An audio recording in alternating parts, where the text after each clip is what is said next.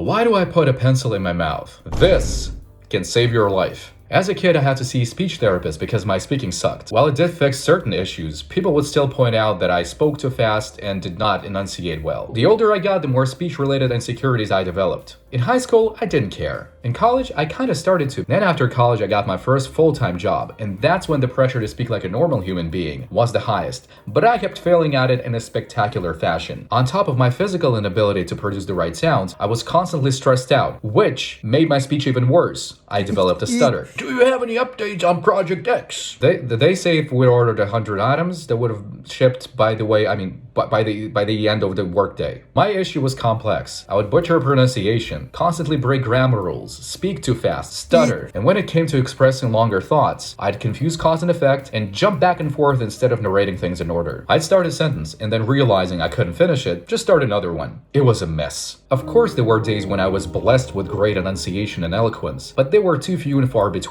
A year or two later, I was practicing a script for an ad, and that's when I randomly decided to put a pencil in my mouth. Rehearsing the script became 10 times harder because all my speech imperfections were amplified. I learned which sound combinations were my weakest links, so I slowed down and repeated the same lines over and over until I got them right. And when I took out the pencil, I was amazed at how smooth my speech had become. At first, I used pencil therapy only on special occasions, but as the years went by, it became pretty much a daily activity. I'll give you 2 ways you can go about it. Option A. Put a pencil between your teeth and start reading out loud. It can be a news story, a job report, a social media post, whatever. If you come across a phrase you just can't get right no matter what, put it on your personal list of mouth-breaking phrases and move on. Every once in a while, take the pencil out and see if you're happy with how you sound. If you don't feel like $100 yet, put it back in. Rinse and repeat until you're ready. Depending on the day, it can take me anywhere from 1 to 10 minutes to sound great. The next day, do the exact same thing, but start with your personal tongue twister list.